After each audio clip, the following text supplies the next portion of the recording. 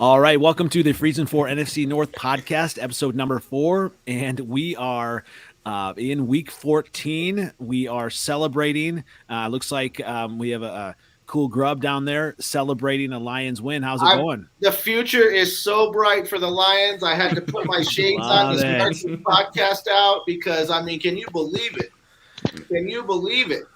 Break up the Lions. They are a dynasty waiting to happen. Oh, my God. The future is bright. Yeah. Also joined again. Welcome back, Danny, for the Packers. Danielle with 1L. How's it going? Good. Doing good. Getting you there. You enjoyed your bye week? No, I hate bye week. I hate it. I don't know what to do with myself. And then having COVID and it being bored already, and then there's not a football game. Well, there's football games, but it's not the same. For those of us who just enjoy football, especially, well, I don't necessarily enjoy watching my team all the time, but I do enjoy watching football. And also joined by Uneducated Takes. Cooper, you don't necessarily enjoy watching your team much, or? No, it's a stress-free week on the bye week for sure. But yeah, no, did not enjoy. Well, honestly, you know what? I did enjoy it a little bit. I'll tell you what, I was more upset when I thought that the Lions were going to let the Vikings get away with that dead-ass performance by going for it up by 2 in field goal range. And I was like, oh, they're going to let us get away with it. I was like, they shouldn't do that. I was like, that's not fair.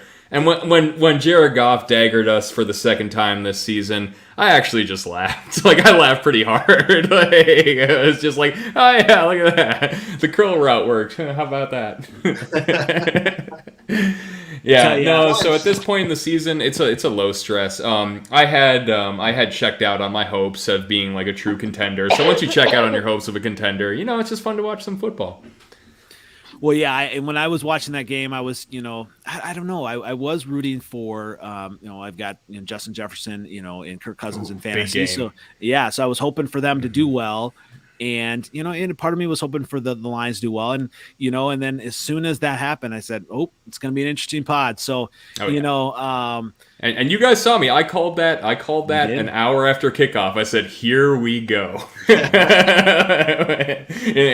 the chat. Well, we talked about that last week, we said, we would find out how the game was going to go within the first, probably 10 minutes of the game, especially the first couple drives of the game. And you could just see it, the Lions were going to be able to hang around the whole game. We didn't think the Lions were going to get up in a big lead because that's not what they do. But no, we had talked about that last week that, we could tell how your Vikings were going to be, from the first couple series. And so it was pretty obvious from the first couple series. Now, it wasn't obvious that the Lions would win, but no, of course not. You never really know. It's when it gets down to the end of the game like that, especially with the Vikings who have the weapons to do the damage, but also have the shortcomings to just absolutely fall on their face. So you never really know. We were talking earlier this week about the Ravens. I was talking with my friend Thomas, who was on your podcast the other night. Shout out to Thomas. And we were talking about Justin Tucker and the Ravens, how they play close games too, but they have Lamar Jackson and the best kicker in history, so that's fine, right? But yeah, the way the Vikings like to play them, it's a coin flip. So was that more of the Lions winning it, or is it more of the Vikings just losing it? I'd say the Lions. Man, I said roundly outplayed in the heat of the moment. I won't say roundly outplayed, but the earlier in the season matchup where it was also came down to the last second, that was a fluky game. This wasn't really a fluky game, was it? When you go up by a couple scores going into the second half and you're making stops in the red zone and your quarterback's pushing the ball downfield, that wasn't really a fluky win, to be honest. I felt outplayed as a fan. Yeah, the Lions, that was definitely their best played all around for 4 quarters. Give them 4 quarters because like we said last week in the podcast, they can do good for 2-3 quarters, usually with these better teams, especially with receiver cores. Now, Thielen going down, obviously, during the game helped, but for the Lions' sake. But, yeah, we talked about that last week about how the Lions would be able to hang in there to a certain degree and to a certain amount of quarters. But they actually got the lead, which allowed them, because if you look at it, if the Vikings started out with the lead, the way the Vikings played in the third quarter and kind of got going a little bit, again, that would have been a game the Lions lost. But luckily for the Lions, the Vikings started off, slow, and the Lions were able to kind of get a little momentum going, which we talked about last week. They have not done that each week. They've had chances. The Bears game, they had chances to be up by 2 scores, maybe even 17 points, and they blew all of those opportunities. And this week, they actually didn't blow the opportunities to harness a lead early in the game, and that helped at the end of the game when they can't play all 4 quarters and actually have that killer instinct and win the game. That last play just looked way too easy. The last touchdown, whole drive, and I don't want to dwell on it because I'm going to go hard in on the incompetencies of that entire game, and a couple players and coaches in particular. But yeah, that was easy. That was Mike Zimmer not recognizing that he does not have a personnel that can win one-on-ones on the defensive line, and playing prevent as if he still had Danielle Hunter and Everson Griffin when he did not. He had players more or less off the street, and he had like 3 D tackles. Got 3 D tackles rushing the passer. Wow. Yeah. Now, Danielle, as a Packer fan, were you watching that game? And do you think that is kind of more helpful for the Packers that the Vikings lost? Yeah, I did not watch the game. I was just so down and out. Really, today's the best day I've felt since I got COVID. So no, the only game I watched, I believe, was the Bills game on Monday night. Just because the weather was nuts here, so I was watching that. It was a win. It was really bad. Yeah. Best game of the year. Yeah, best game of the year. Coaching wise, and that's you go to the Vikings and the Bears, but even the Vikings and the Lions here, coaching is really a huge factor. I mean, and Thomas Sullivan had, he's said that he was calling Zimmer Michael Zimmer, and I said, well, maybe it's because he's he's in trouble with everybody except his mom. Michael, you're I've never heard someone call him Michael Zimmer. Yeah, it was great. It was great. Yeah. But to answer your question, yes, it helps. Packers can actually, now they can clinch the playoffs because, the Vikings, they play Steelers? Yeah, Steelers, and then we have LA Rams still, and the division's clinched, right? The division is clinched. There's no one. The closest. They can clinch it sooner than later. Yeah. The Vikings lose Thursday night, I do believe, and we win Sunday night. I think at that point, it might even be, it might take one more. But for all intents and purposes, no one's making a run on that unless Rodgers goes down. But even then, probably not still. Yeah, no, it's okay. He'll be okay. Well, that's the thing. The Vikings have so much talent. You would think that they would be able to kind of get over the hump, and you would think that they would be able to win some of these games. I mean, you just, a lot of that's on coaching, and with Grubb with this win. I mean, part of it was kind of an emotional win with everything that had happened in the area as well, right? I mean, did that play a factor, do you think? Right. Well, you get players, but, you had even, Cousins representing before the game, and a lot of guys, were into it. And, but I think for the Lions, obviously when there's something, that's close to home and close to everybody's heart, obviously it brings something out different in people. As far as the game went, obviously, as the game gets going in the NFL, I don't think that was a big factor. But I do think maybe pregame, something that made them prepare a little better maybe this week mentally, and maybe help them at the beginning of the game, like I said, where they have struggled to get leads when they had chances. Maybe that's something in the back of their minds, or they push through, or they've got that kid on their mind, or they've got something on their mind that happened from those situations. Obviously, it's going to make people play better.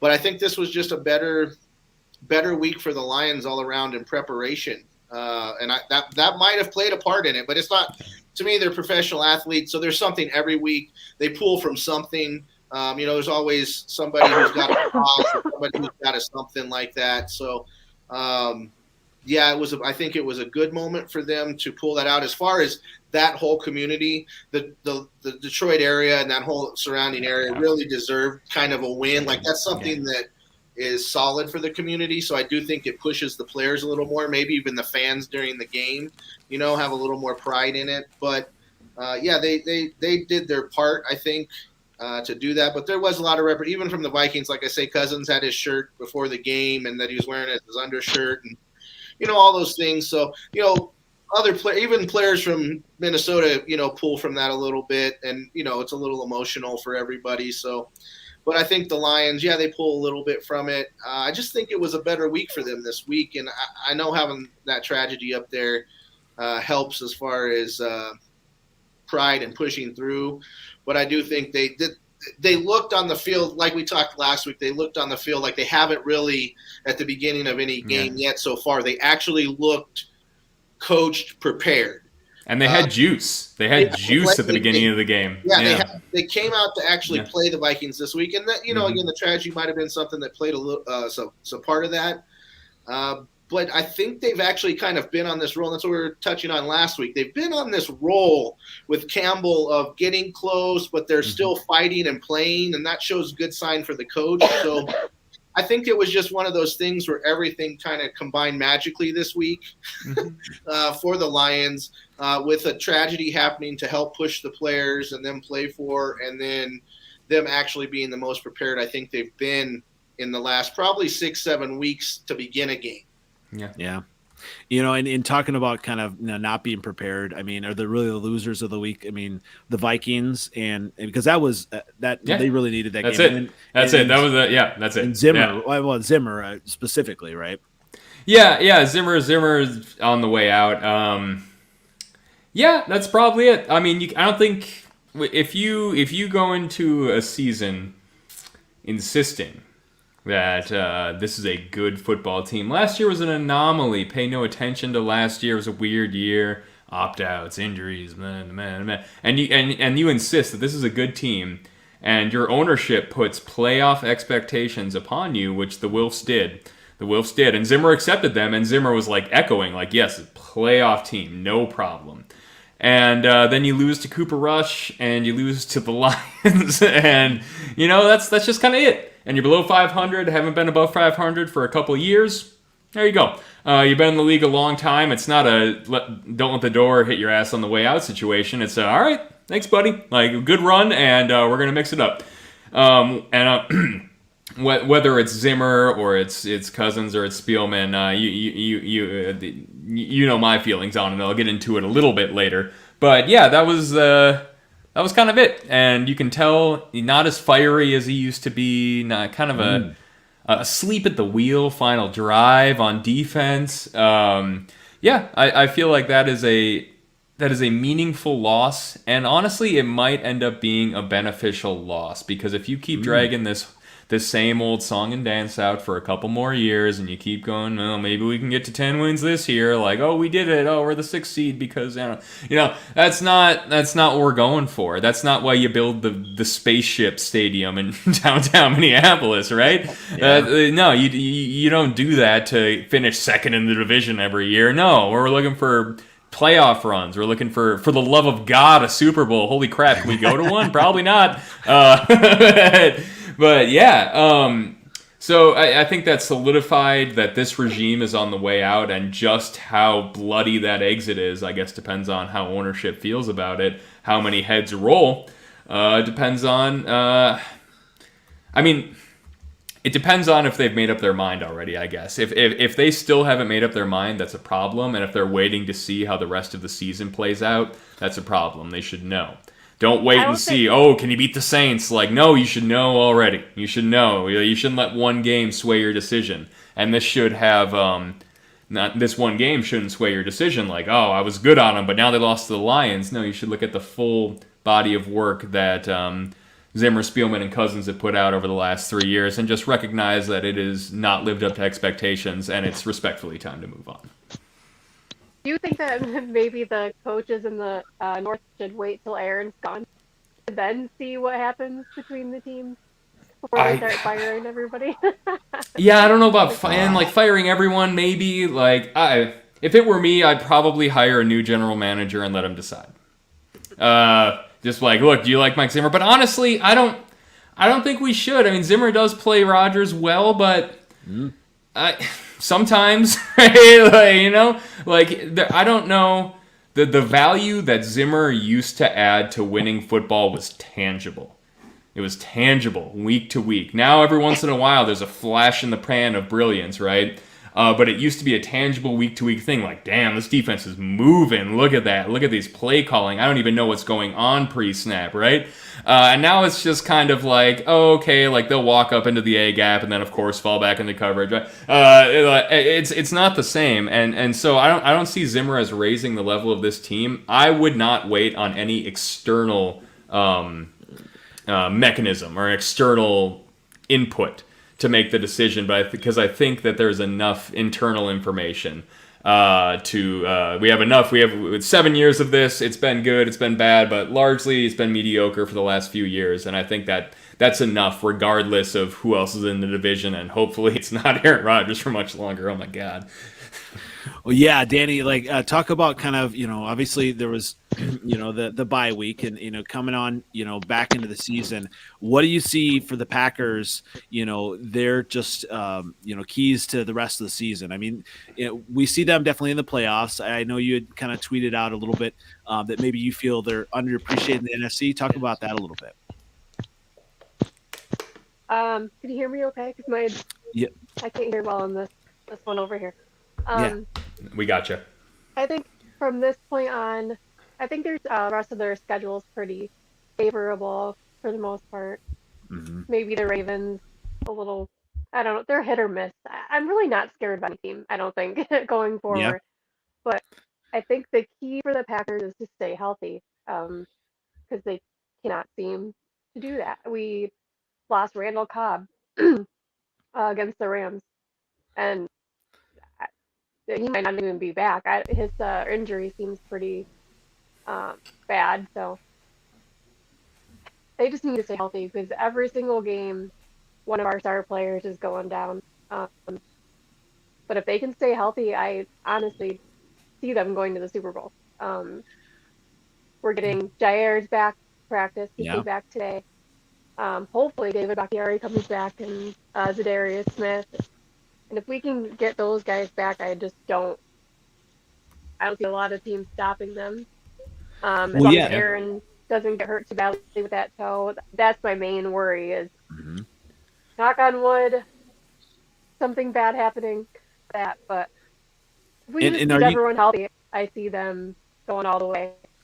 And with the national conversation, are you kind of seeing, are you feeling kind of that the Packers are kind of underappreciated, between some of the other teams? Yeah.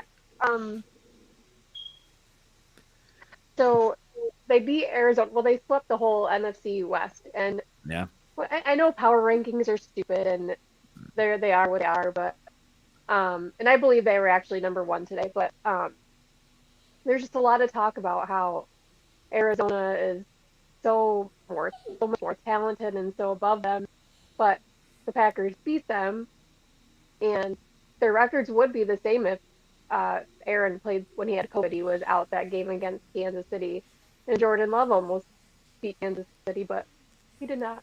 But if he would have, our record would be the same as Arizona, and maybe we would get more respect if our record was the same as theirs. But when you look at what happened, and then we were underdogs. I mean, I might be wrong about this, but I'm pretty sure we were underdogs at home against the Rams. Vegas does love the Rams. Yeah. No matter what the Packers do, they're I don't know if it's because they lost in the NFC Championship game a couple times in a row, but I just feel like they're never respected. I kind of agree with that, actually, because it's always, it was 2 years in a row of this is the worst 13-3 team. And it's well, they did it twice. So and now they're probably going to do it again. I kind of agree with that as well. Where it's always a quiet. It's a fluke. Everyone thinks it's a fluke, or the ref helped you, or there's just always some excuse. Like, why can't the Packers just be a good team? Like, they beat Arizona, like I said before, they with the insurance salesman catching balls from Aaron Rodgers, and we were missing our defensive coordinator, I'm pretty sure, that game. And all the injuries that we had already on top of it. And I don't know, I could be wrong. I think we might have lost Tanya in that game too. So I'm pretty sure we did during that game. Yeah, defensively. So we're going out and beating Arizona with all these backups, people I've never even heard of, but we're still a fluke, and that's what I meant by that tweet. I don't feel like we're underdogs coming into Sunday night or really in the division or anything like that, but against the top tier teams, they're just not effective. Okay, that stings a little bit when you say that, but it's true. I get it. It's a division game. You never know, and it's a big rivalry. Games are always they can go either way. Yeah, and I had a chance to talk with Maggie Loney, the Packers podcaster, and she was talking about like Adrian Amos, like how he's really kind of fitting into that defense, and it's so interesting. So many teams have so many different injuries, and the Packers have had injuries, but their defense has actually been better this year and recently, and that's scary as a Bears fan, coming into this game. Yeah, I think I mentioned this. It's been the next man up for the Packers this year. They've done very well at it. I mean, Russell Douglas, I want to say this is the 6th team now that he's been on. And he just got NFC Defensive Player. Like, they're stepping up big time, everybody. Yeah. And if Jair, I hate to say, like, you don't ever want to see Jair Alexander go down, but if he wouldn't have, we wouldn't even know about Russell, and now we have the chance to have them both. Yeah, backup left tackle somehow too. By the way, it was shockingly good. It's been pretty good depth this year. That's always been the knock, right? It's like, okay, you got Aaron Rodgers, you got Devontae Adams, you got a good offensive line. That's about it, right? But now they're starting to kind of slowly fill in the gaps, and it is getting a little scary. Too bad they couldn't do this like the past, 15 years of Aaron Rodgers' career. Last season. With the way the offense played, if we had this defense last year, they would have won the Super Bowl. For sure. Yeah. Could be. Yeah. That'll be interesting to see. I mean, if they end up facing Tampa Bay, anywhere in the playoffs, I mean, Tom Brady, he's looked good, and he really good, but then, I mean, the Buccaneers are beatable. I think our defense is coming for them if we have to play them this time. Well, especially, depending on if they have Antonio Brown. I mean, that's kind of getting ahead of yourself, but really, obviously, I mean, we've said this all along, the Packers are really the class of this division, and, kind of going, and a lot of it, I mean, most of it is on Aaron Rodgers, and I don't know, like going into this game, the Bears, Packers game, some of the keys, Packers are, I believe, 12.5-point favorites. Although Justin Fields is coming back, does that worry you at all, Danielle? No. You're supposed to say yes, it does. I'm so scared of Fields. No. Especially coming back off of a rib injury. I don't feel like he could be 100%. I feel like they're gonna go after him pretty good. So that rib injury doesn't make me happy he's injured, but it makes me be scared of him less coming back with broken ribs. So. Yeah, I think he can probably create some. I think he's going to have a decent game, and I hope he does well, kind of on the big stage. I don't see them having enough offensively. It will be interesting. You talk about injuries on Chicago Sports Radio. Someone had said, Aaron Rodgers' toe is hurting, and as far as some of the defensive players, do they then step on the toe and play it off? And I don't think I think the NFL, the players, it's a pretty big fraternity. I think for the most part, most of the players unless you got Ndamukong and Sue trying to step on you.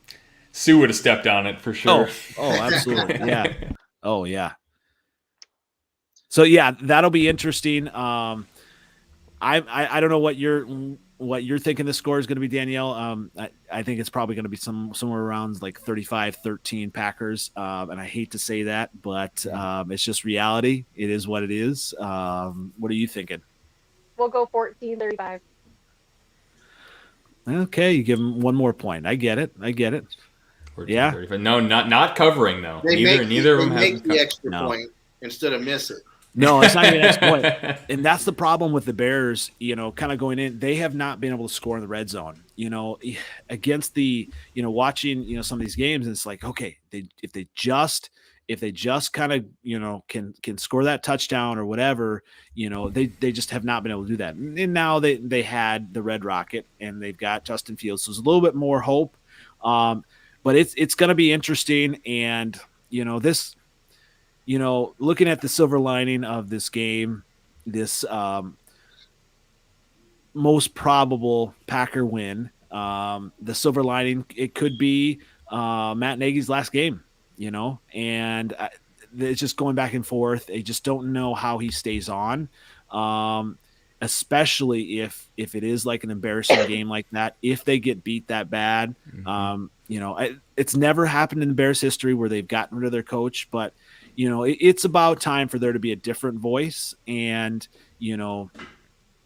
at least kind of see, I don't know. I don't know what you guys are thinking, but, I'm ready for, just a different, voice for the Bears.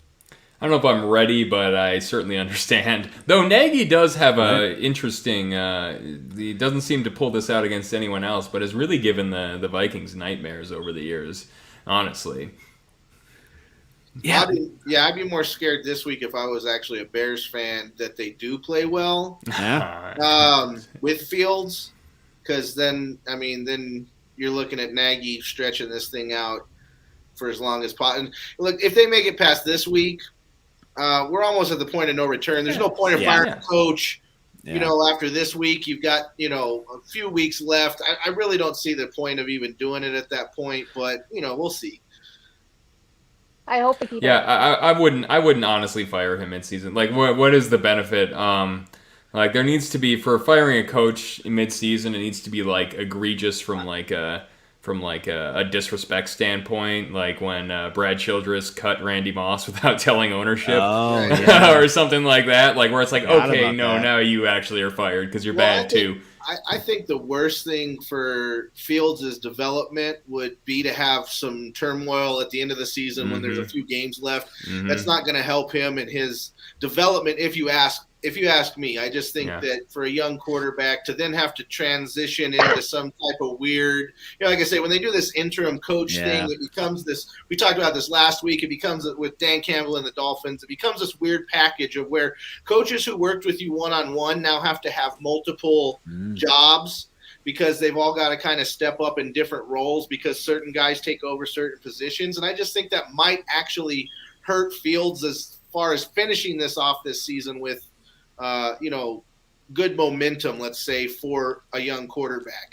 And it can, the last thing you want to do for a young quarterback is screw up confidence or screw up something that they've already, because he's really started to establish himself and get better at reading the field and reading blitzes, which is what he struggled with. And that's coaching stuff. So, you got to kind of fear at the end of the season where if they're not being able to work with him and develop him because they're stuck, the guy who becomes the interim coach, that's the quarterback's coach, now can't work with Fields as much. However they do that, then it becomes this weird kind of dynamic. And I just think it's maybe best if they kind of drag the Nagy thing out and let guys develop Fields better. I agree. Interesting. Yeah. I fear the interim in general, honestly. I fear the interim in general because you always – and then the team's going to get up for the interim, right? It always happens. Then all of a sudden you rattle off 3 wins and you have a scrub coach next year because they think they read too much into it, ownership. They have Freddie Kitchens running.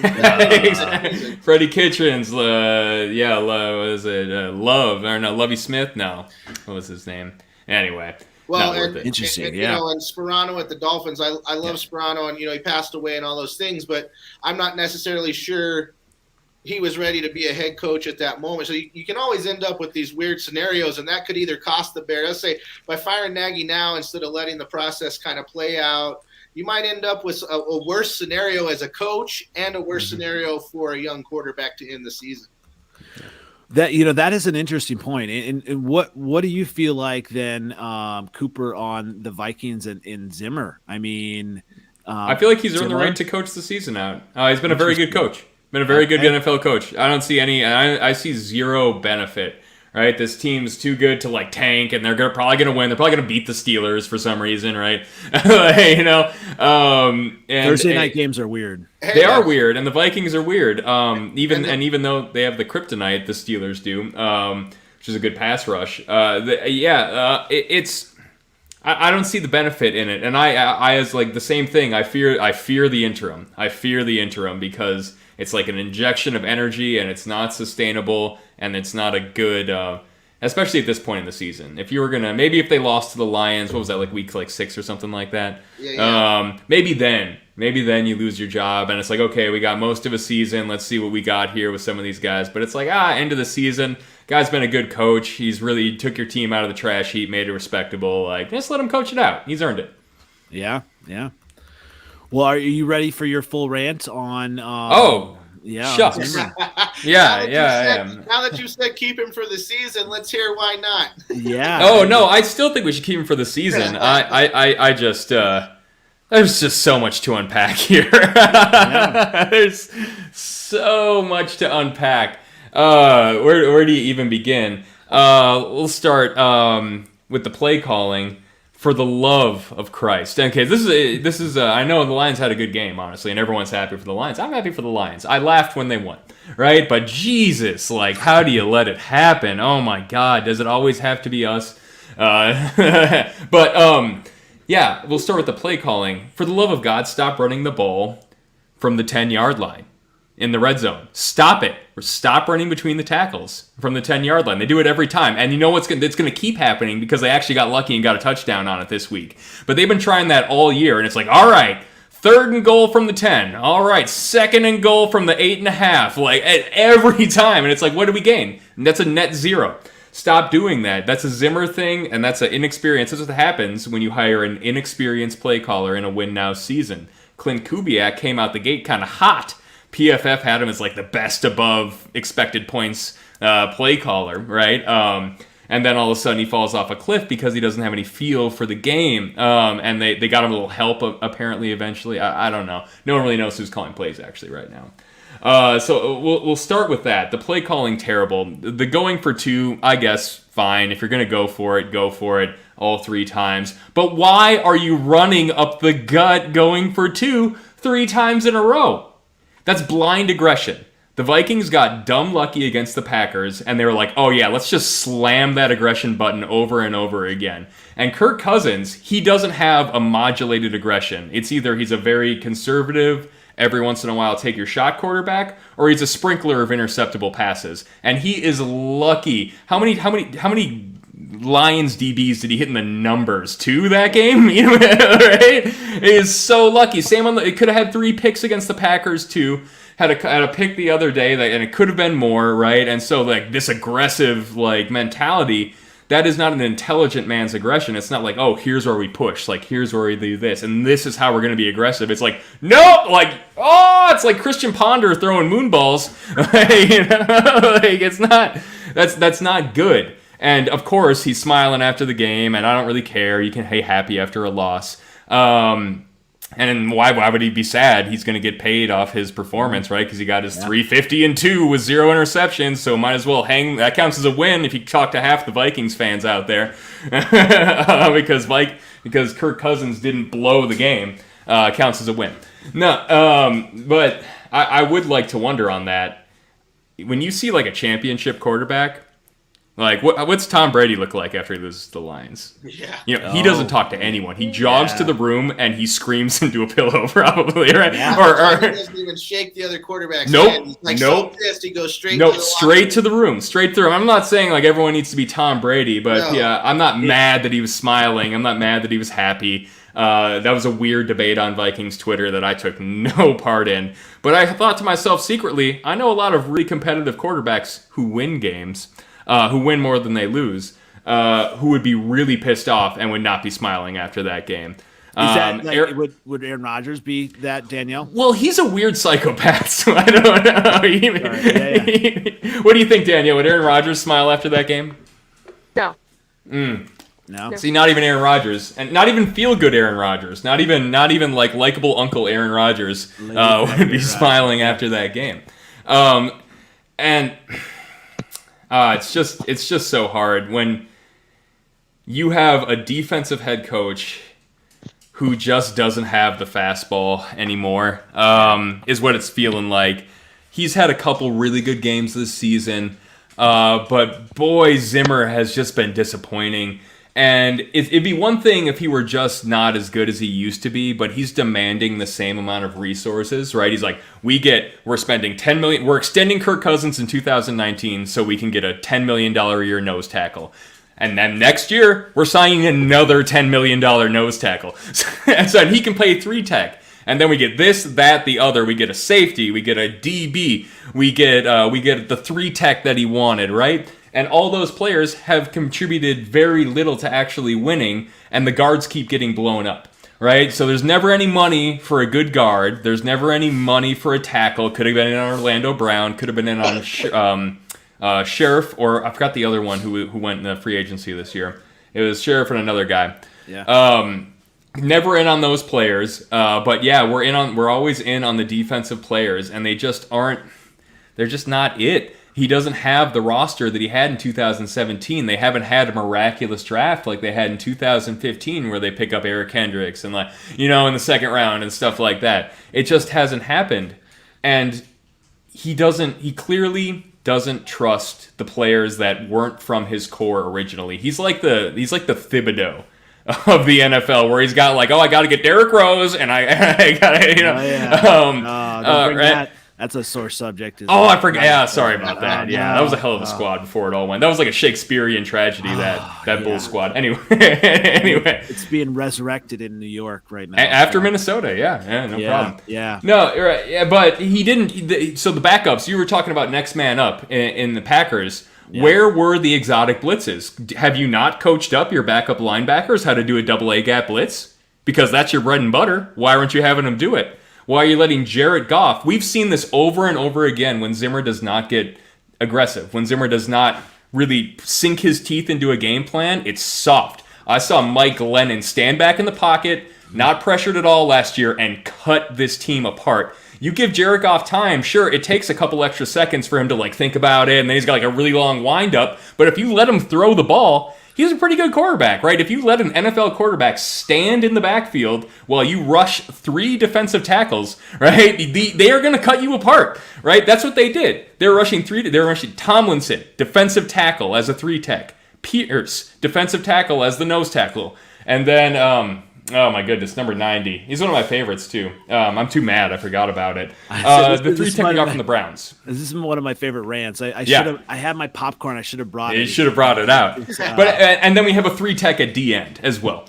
So you got 3 tackles rushing on a drive where you just got a strip sack in the red zone. It's not hard to pressure Jared Goff, and if you pressure him, he crumbles. It's well known. Well known. If you let him throw the ball, good quarterback. Almost any NFL quarterback is going to torch you. So Mike Zimmer just let it happen, let him walk into the end zone, let him win the game, had a dead-ass game plan from the beginning, and this is a trend. If you are an elite quarterback, Mike Zimmer gets up for Aaron Rodgers, right? Mike Zimmer gets up for Dak Prescott. Mike Zimmer gets up for Drew Brees. He loves playing Drew Brees. He's drawing up crazy shit. He's got DN switching with the tackles and then rushing back outside and getting strip sacks in the playoff, right? And he's doing all this insane crap. He's got every blitz that you can think of he has in his head for third down. Yet if it's an average quarterback, if it's a backup quarterback, he's like, whatever. And it's a trend. You lose to Cooper Rush. You lose to Jared Goff. Go back to last year, you lose to Andy Dalton. Go back the year before, Patrick Mahomes is out, and you lose to his backup, and you lose to Chase Daniel. You lose to Chase Daniel in a must-win game, in a playoff hunt, right? It's a trend. He loses to average quarterbacks because he doesn't get up for them. Right. And now we're going to get to Kirk Cousins, who, I've always had mean things to say about. And you spoke to Thomas. You spoke to Thomas. He's a very reasonable, positive, Cousins supporter, and I support his takes because he's a reasonable fella. He's on the Cousins train. He's good, and he's good. It's hard to hate someone who likes Cousins because he's a pretty good quarterback. But for the love of God, can you not see it? Can you not see it? That man plays for his statistics. He plays for them. He is a genius businessman. Swear to God. And I have a lot of respect for Kirk Cousins because he does not have the tools to be a top 10 quarterback, but he's a top 10 quarterback because he is perfect. He is the perfect technical quarterback, and he has an extremely accurate deep ball, and he's just like, if he were in a laboratory, like, he would be the best scientist, right? But if once he gets punched in the face, right, it's over. But and I'm sorry, getting a little stray. We got you wound up today. Yeah, I'm real round. Oh, I had to get going. I had to keep it down for the beginning, but now I'm wound up. So if Kirk Cousins knows exactly what gets him paid, he knows exactly what gets him paid. Kirk Cousins has 113 quarterback rating on third down and a terrible conversion rate. You know why? Because he'll throw for 7 yards, looks great, boost the QB, boost the completion percentage, boost his PFF grade. Doesn't matter. Makes zero impact on winning. That's why he has a top 10 all-time quarterback rating, and he's below 500.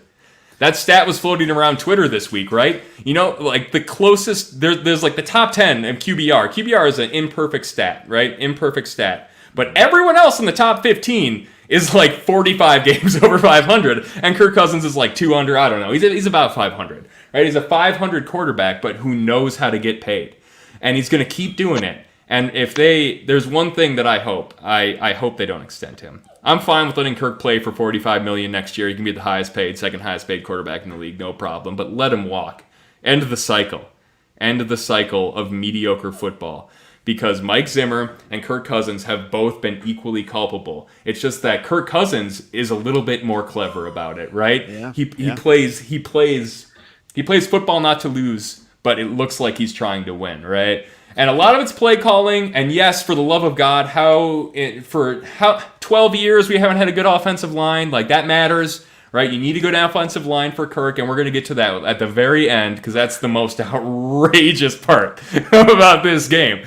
Anyway, we'll get there sooner or later. Well, I was going to say, it's interesting, you talk about kind of like, playing, feeling like you're in games. And it was interesting on Bears Twitter. They asked, would Nagy keep his job? And I said, probably, because, part of it is because he was in this game versus one of the top teams score wise, but it was really worse than the score looked, Nagy was, holding his hat on, we're still in it. We're still in the playoffs. And now the Bears have like a 1% chance. Aaron Rodgers is probably going to erase that on Sunday, unfortunately. It's going to be hard. And you look at these things you hold your hat on, and, quarterbacks or, coaches that are basically just trying to save their jobs do that. They have to find something to kind of justify keeping them or justify something, Lions are at a different place, getting that win. It sounds like, Campbell's maybe at least get another couple years, I'm really hoping that, this will be the last year of the empire, of the Packers empire, and it'll be over. I'm just, it'll be interesting to see, like, if we'll just go ahead and say, if Rodgers is not there next year, do you trust LaFleur to kind of outcoach whoever the Bears choose or whoever the Packers choose, or whoever the Vikings choose, or even Dan Campbell? I mean, LaFleur would become the best coach in the division, right? He already is. You see him? I would trust him. Yeah, I think his track record warrants trust. It's hard to say just because he does have Aaron Rodgers. Yeah. So he's not Bill Belichick. No. Brady leaves, Belichick's going to be Belichick. I'm kind of curious and interested to see, can LaFleur actually coach? Because he's not doing – let's be honest, he's not doing much play calling now. He's kind of play directing.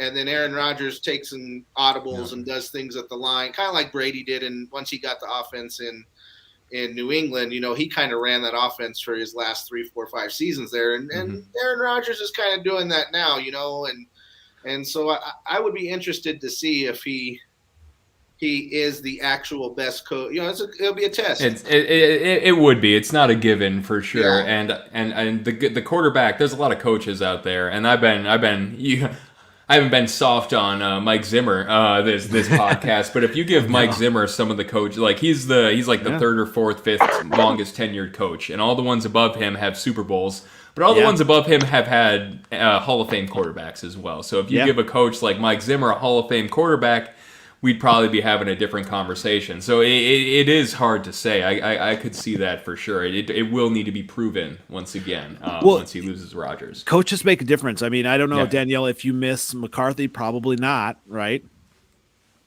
No, absolutely not.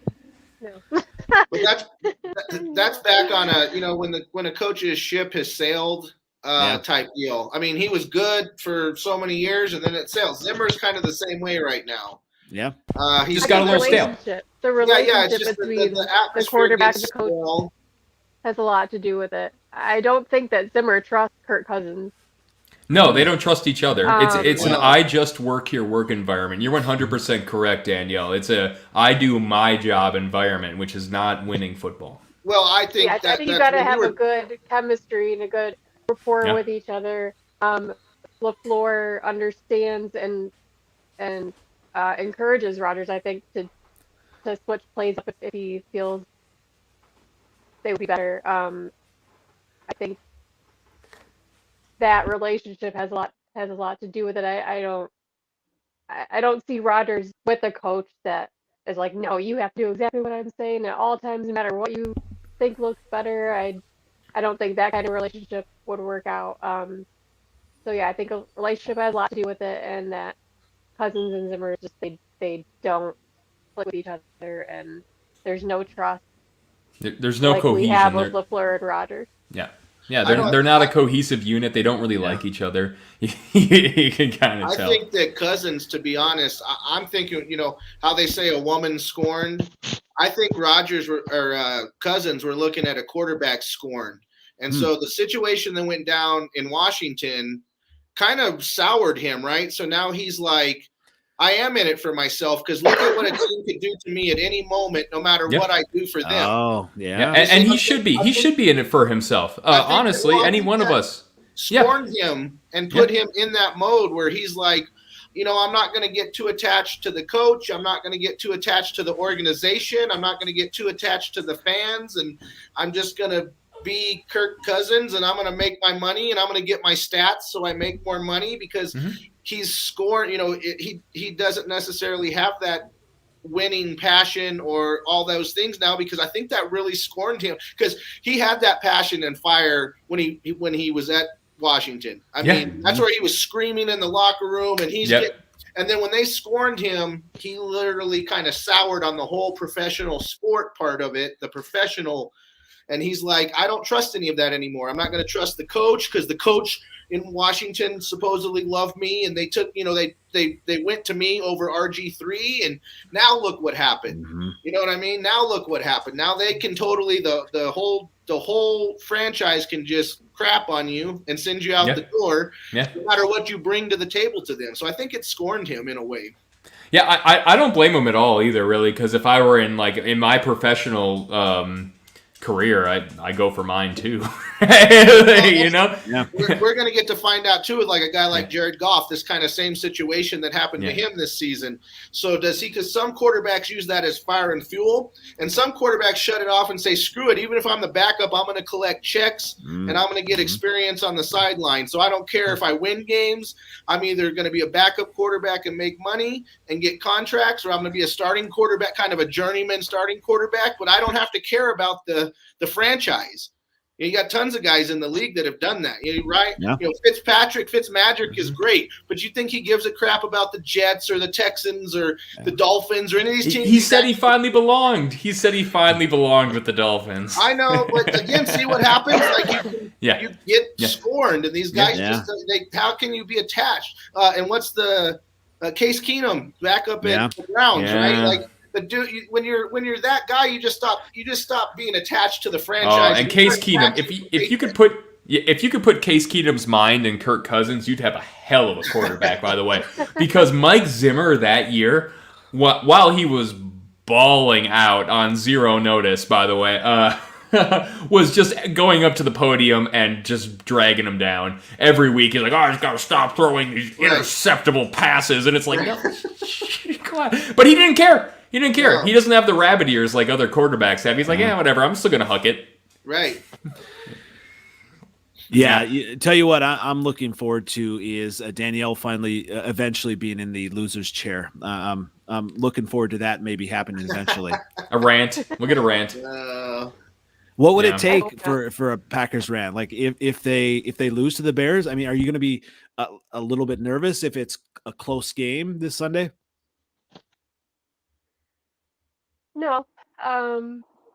Because I'm not even worried. That hurts. Can you blame her? No, I can't. I mean, losing to the Bears would suck. Yeah. But my earphones keep falling out of my head. Can you hear me? Okay? Yeah. Okay. Still got you just fine. Like I said before, the rivalry games, it's any given Sunday. They're always harder.